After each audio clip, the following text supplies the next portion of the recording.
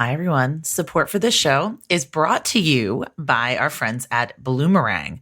Bloomerang offers donor management and online fundraising software that helps small to medium nonprofits like First Tee of Greater Akron, a nonprofit that empowers kids and teens through the game of golf. And after just 1 year with Bloomerang, they doubled their unique donors, improved donor stewardship, and raised more funds. Now, to listen to the full interview with First Tee of Greater Akron, visit bloomerang.com/nonprofit-nation, bloomerang.com/nonprofit-nation, or click the link in the show notes. Thanks, and let's get to the show. Hello, and welcome to Nonprofit Nation. I'm your host, Julia Campbell, and I'm going to sit down with nonprofit industry experts, fundraisers, marketers, and everyone in between to get real and discuss what it takes to build that movement that you've been dreaming of. I created the Nonprofit Nation podcast to share practical wisdom and strategies to help you confidently find your voice, definitively grow your audience, and effectively build your movement.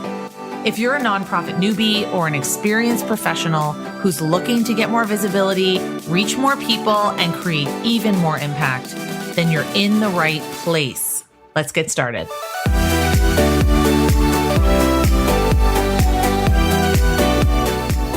Hi, everyone. Welcome to Nonprofit Nation, or welcome back. I'm so excited that you are here listening today, wherever you are, in your car, folding laundry, on a walk, whatever you're doing today. I'm just thrilled to be with you. I'm your host, Julia Campbell. And today we have a longtime podcast host and a nonprofit guru. And actually, I've known this person for many, many years. We've worked together. It's Tony Martignetti. And you might know Tony as the host of Tony Martignetti Nonprofit Radio, which he's hosted for 12 years. He's also the host of the Planned Giving Accelerator. And two little facts that I want to share, because he's going to do his own bio and really his own intro, is that in the Air Force in the 80s, he held the keys to nuclear missiles, which I definitely want to hear more about. And also, you can catch him doing stand-up comedy in New York City. When was the last time you did stand-up? That's been a few years. It's been a few years? Okay, so you got to get back to it. Well, it's been COVID. It's with me forever. It's with you forever. All right, Tony, most of my listeners are going to know who you are, but why don't you give a little introduction and talk about your journey into working with nonprofits? Thanks very much for having me, Julia. It's a real pleasure. Hello, Nonprofit Nation. Good to be with you. I started Planned Giving fundraising because I hated practicing law.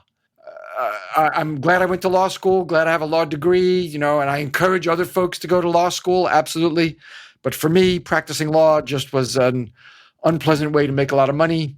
So after two either very long, or I guess now looking back, they were short years, but at the time they were very long, I re-engineered myself as a Planned Giving fundraiser, and I started that at Iona College in New Rochelle, New York, as director of Planned Giving, raised money there, inaugurated that program, and then moved to St. John's University in Queens, New York, where I also launched the Planned Giving program, raised more money there because I was there for 6 years, and then started consulting in 2003.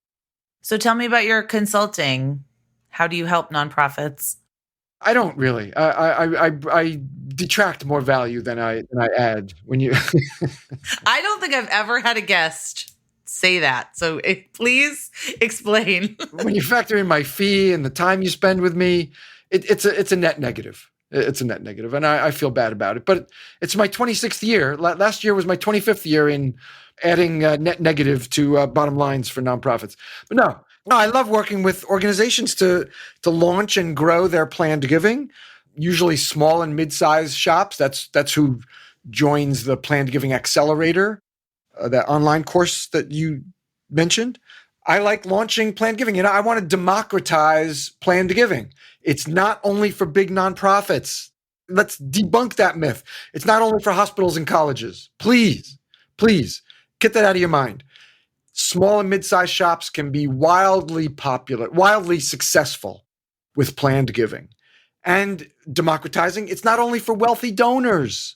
Folks of very average, modest means who make small gifts, and that doesn't mean that they're small people. I call them small gifts. If you want to call them modest gifts, that's okay. I'm not commenting on their character when I say that they make small gifts. They just make small gifts. Those folks can be enormously valuable planned giving prospects. So I want to see more nonprofits doing planned giving with more folks who are not wealthy.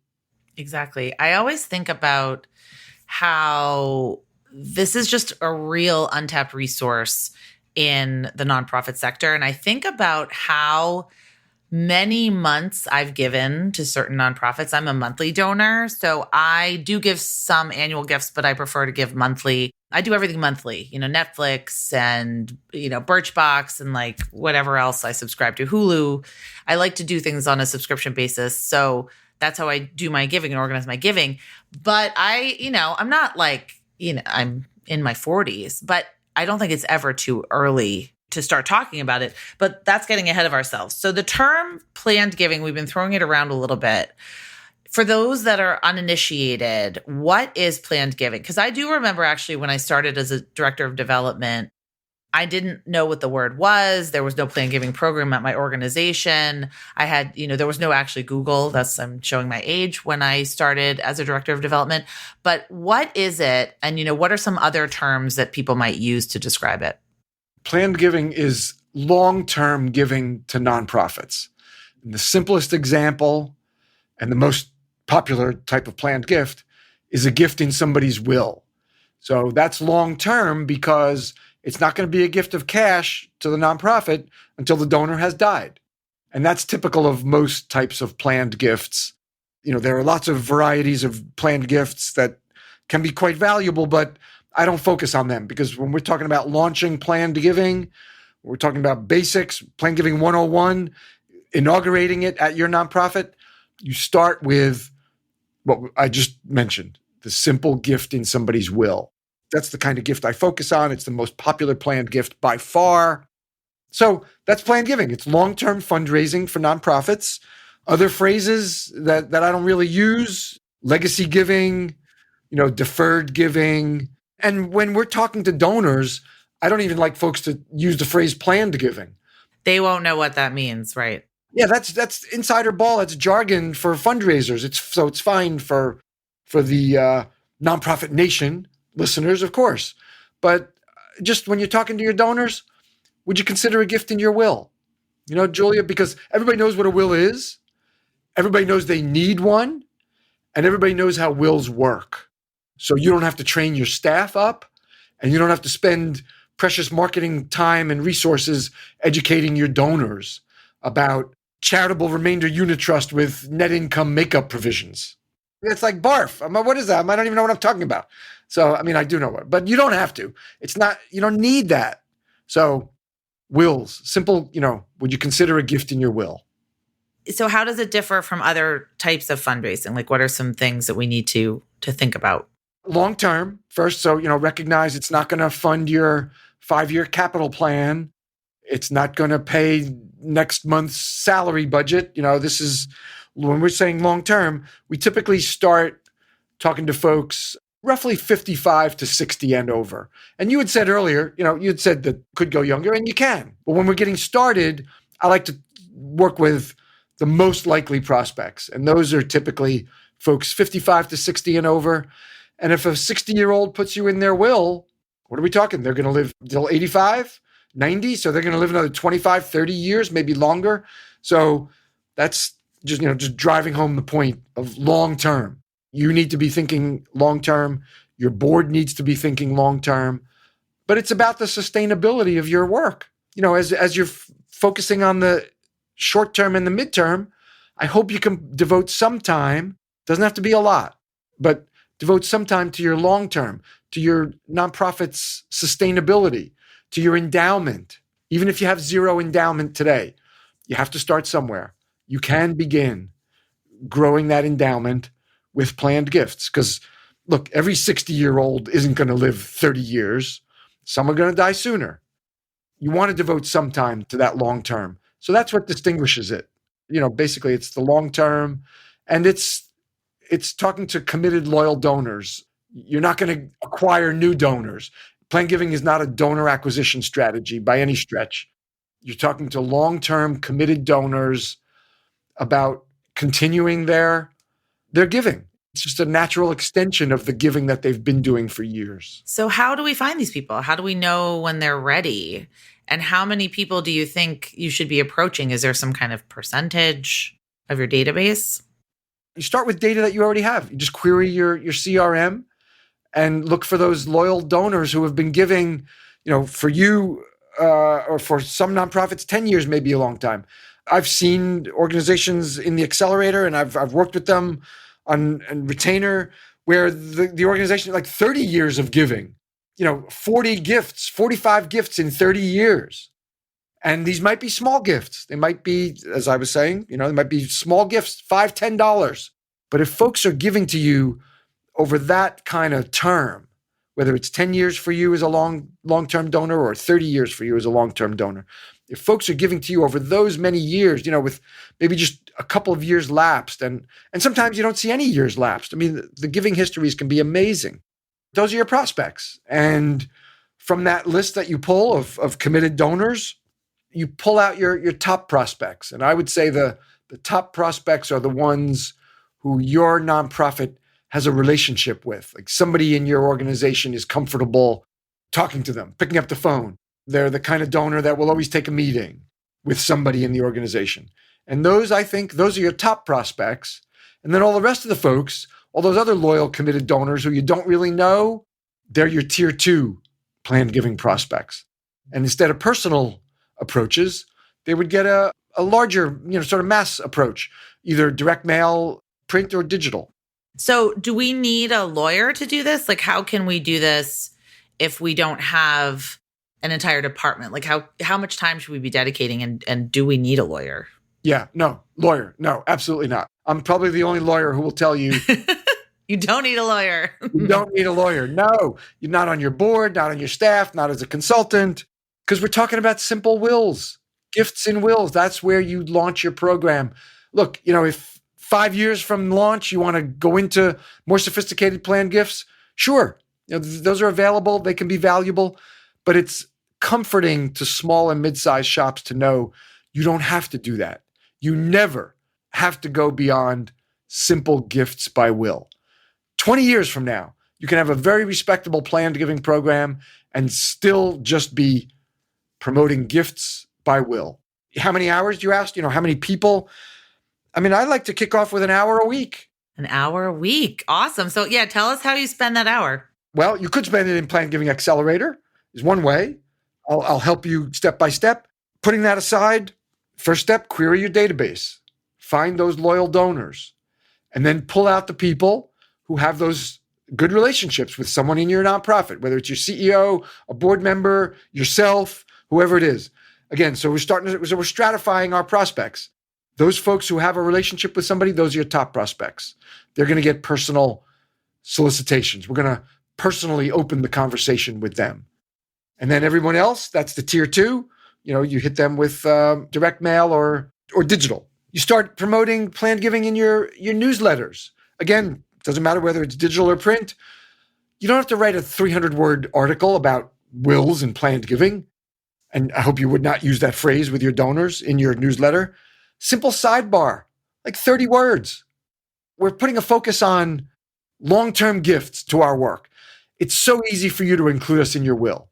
Here's the 3 things you need: our legal name, our tax ID, and our address.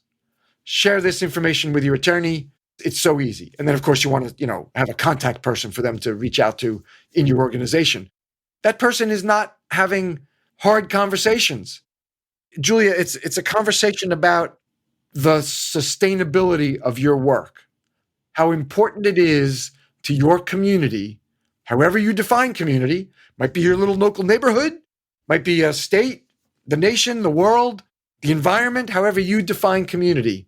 How important it is to that community that your work continue for decades and generations to come. What would it look like to that community if your work didn't exist? 20 years from now, how bad would that be for your community? The gift that you're talking to someone about is going to prevent that ugly future from ever happening. I think you bring up a great point where there are a lot of conversations that I don't think you and I agree with around how nonprofits should be in the business of putting themselves out of business. And I think, wow, so does that mean that all of the government agencies that provide services need to be putting themselves out of business? Like there's always going to be a need. There's always a gap you're filling. There's always a problem that you're solving in the community. And having that long-term vision, I think a lot of nonprofits struggle with that because they say, well, if we're doing our job, then the need is going to go down. But as we know, I mean, in this economy and with everything that's going on in the world, the need is probably only going to increase, at least in the next few years. So being open and honest about that with your donors and saying, look, you can really ensure that our doors are open for the next 20, 30, 40 years. Talking like that, having those conversations, I think that's a very important point. My next question has to do with how to broach these conversations when your board or your executive director might be a little skittish around talking about death, talking about wills. I mean, it brings up, for some of us, uncomfortable thoughts, uncomfortable things that we have to think about, our future, our mortality. And some people are not comfortable with that. So how do you answer those objections in your organization if you want to start this, but other people are sort of hesitant and skeptical? You need to assure those folks that it's not a conversation about death. It's about life, the life of your nonprofit, the sustainability of your work, your mission, and your values. You're having a conversation with committed, loyal donors about the one thing that you have in common with those folks, your work. You all love it. You know they love it because they've been long-term committed donors over years and maybe decades. You love it because I hope you love the work that you're supporting, that you're spending your time growing, right? That's what you have in common. That's what the conversation is about. So it's just about long-term giving. You can reassure your board members and other potential naysayers that it's not a conversation about death. It's just about the long-term sustainability of your nonprofit. And perhaps those board members, maybe they are business people. Don't they plan the long term for their businesses? Maybe they have a succession plan for their business to go to their family, children, younger siblings, whatever. Don't they plan long term for their business? Well, you're in a business, happens to be a nonprofit corporation, but it is a business. In lots of ways, you run it like a business. You have salaries, you have leases, you have mortgages, you have program expenses, you have clients. So, I think folks realize in the nonprofit nation world that you're running businesses. Well, maybe you can draw a little parallel there for some folks who might have their own businesses, but are discouraging you from planning long-term for yours. And what I love about what you said earlier about just putting a little blurb in your newsletter and just sort of seeding the fact that this is available and this is an opportunity for people, because I'm sure you see this, Tony, all the time. When fundraisers are skeptical about asking for money, it really has to do with mindset, and it has to do with the fact that they're not looking at it as giving the donor an opportunity to make a difference or do something meaningful or contribute to a cause that they care about. And I know we saw this in the pandemic, donors giving because they felt like the world was out of control, but they had some agency over where their money went, and they had some agency and some control over some of the things that they support. So just even letting donors know that this is available. Like, what is the first step? What do you think that people should do first? Put something in the newsletter, send out an email, and what has to be in place for all of this to happen? Or can you just sort of put it in an email and send it out and see what happens? First thing I would do, Julia, is start approaching those top prospects that you identified. One-on-one. So you would approach them individually? Just open the door. Here's the conversation starter. Look, you don't pick up the phone and say, would you consider a gift in your will? Of course you ease into it naturally, right? But you work into the conversation. We're starting to focus on long-term gifts for our work. We need to be here for the long term. And we're focusing on gifts in people's wills. You've been a long-term supporter of our work. Is that something you would consider? I love that. I think that's just a wonderful way to do it. It's not trying to twist their arm or force them. Right. Is it something you would consider? And when you're talking to folks, and again, I said, 55 to 60 and over, there's a good chance they may have had this conversation with other nonprofits, either through direct mail or face-to-face, depending on what their relationship is with the other organizations. So, there's some competition there for getting into people's long-term plans. And I think it's interesting because it's phrased as an invitation, not really a solicitation. And to be honest, if I am 55 and I'm still giving to the organizations that I give to and they don't ask me, I really might be offended. I might think they don't know me. They're not following me. They're not looking at my gifts. They're not understanding that I've been giving for 30 years. You raise an excellent point there. Part of the conversation can very well be an honoring of your donors' long-term commitment to your work. You've given out, you can expound on what I proposed a couple minutes ago. You've been giving to us for so many years. I mean, do you realize it's been 27 years since your first gift? And you've been so loyal. And here's what the gifts have meant. And, as you've seen some of our work. Of course, you tailor it to the relationship that you have, but it's also an honoring of the person's commitment to your work over so many years. And that gets to, you're saying you might be offended if somebody didn't. That's a possibility. As the evangelist for planned giving, I'm not going to say no to that. That sentiment could be out there, but you certainly do want to include, honoring that long-term commitment. And this just becomes a natural extension of it.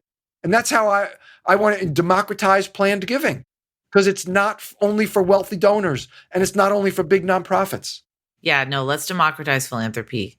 I think that we tend to think of it as, like you said in the beginning, the realm of the very rich or these organizations like Harvard University and these huge hospitals. They're the only ones that can get these kind of bequests and these gifts and wills. And what we're seeing really are smaller nonprofits and even just really tiny local organizations acquiring these gifts, even accidentally, even out of the blue. Someone will put them in their will. You must have stories like that. Yeah. We're always encouraging folks to let us know that they've included us in their will, because we want to be able to shake their hand and thank them and welcome them to our recognition society, our planned giving recognition society.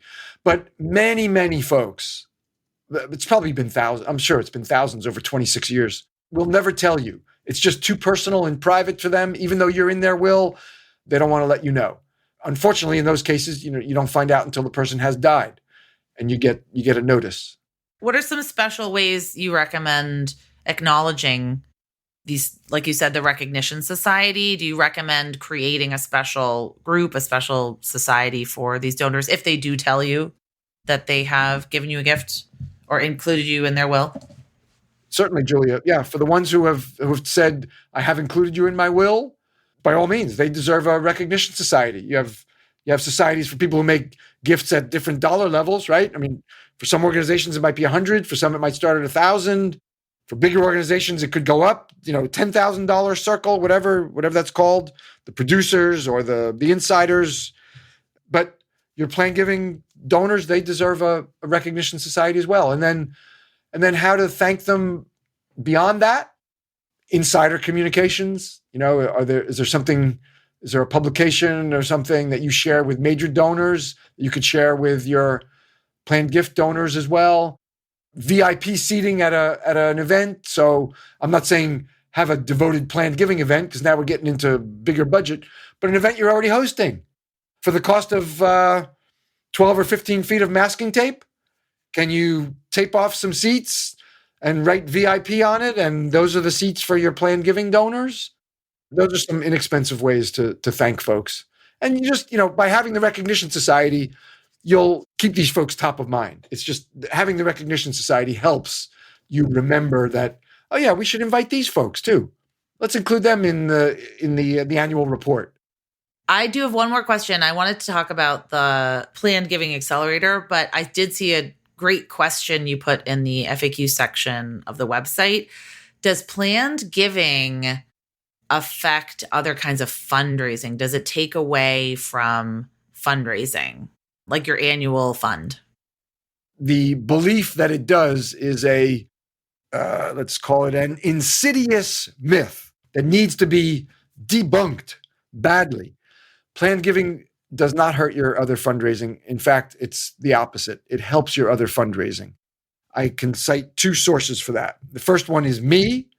I've been doing this. This is my 26th year in planned giving, 2023. I've seen hundreds of people who tell us we're in their will or maybe some other long-term plan, and they increase their giving.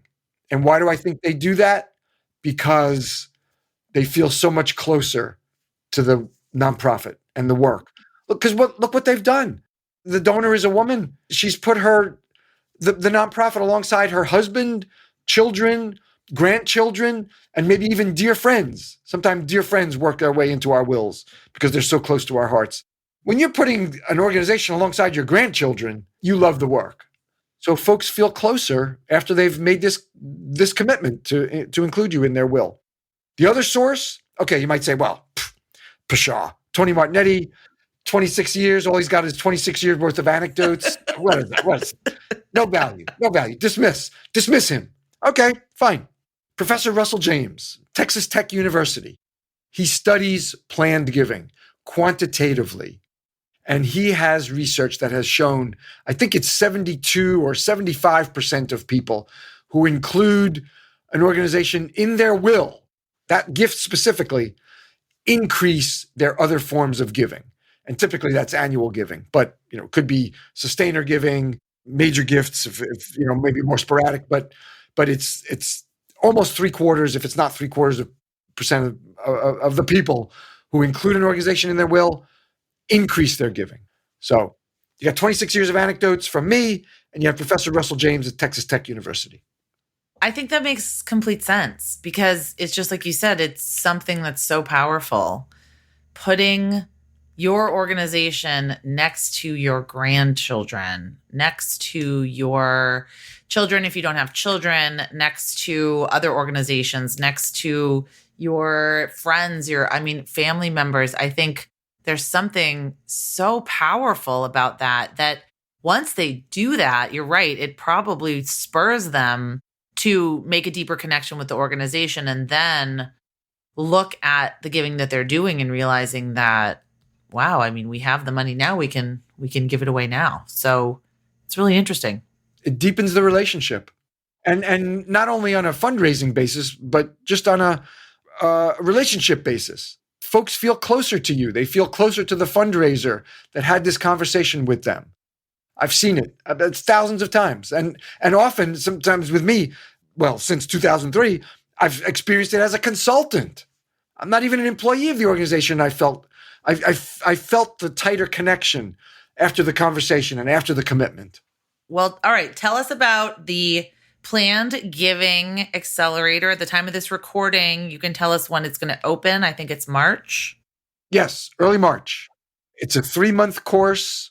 We're going to be done by Memorial Day. I'll meet with you in a group online, and I set them up as Zoom meetings, not webinars. So you interrupt me, we crosstalk, folks help each other. The peer-to-peer support has been phenomenal in the first 4 classes. In the 5th class, as I said, starting early March, I'll walk you through the steps to launch planned giving at your nonprofit. There's a deep discount depending on when we're going to release this, I think in early February, right, Julia? So in February, there'll be 40% off the full cost of the tuition. And all the information is at plannedgivingaccelerator.com. Okay. And who is it for? Small and mid-sized shops. Those are the folks I produce my podcast for. They're the ones I created Planned Giving Accelerator for. Folks who don't have planned giving and see the value and know that sustainability is important in their fundraising. I'll give them all kinds of resources, sample letters, templates, checklists. We'll talk about identifying your top prospects, your tier 2, and then after we identify them, soliciting them, talking to your board about planned giving. We'll talk about all kinds of different marketing channels. Okay. And where else can people learn about you and subscribe to your podcast? Well, there's a couple different ways. If you want to learn more about planned giving and you tend to like to read, I have a free how-to guide, and that is at the very short bit.ly, tony.ma/guide, Guide. And that will get you the download of how to unleash the game-changing power of planned giving. What a good title. I love it. And look for Nonprofit Radio everywhere. It'll come up. Nonprofit Radio, yes. My podcast, Julia's been a guest, picking the brains of smart folks for the benefit of small and mid-size nonprofits. Yep, that's what I do too. I love it. Well, thanks so much, Tony, for taking the time. And I encourage everyone to check out the resources. I'll post them all in the show notes. And good luck with this cohort of the Accelerator. I'm sure it's going to be great. Julia, thank you very much. Thanks for hosting. Pleasure. It's a pleasure to be with the Nonprofit Nation listeners. Love it. I love that, Nonprofit Nation. Love it. Thanks, Tony.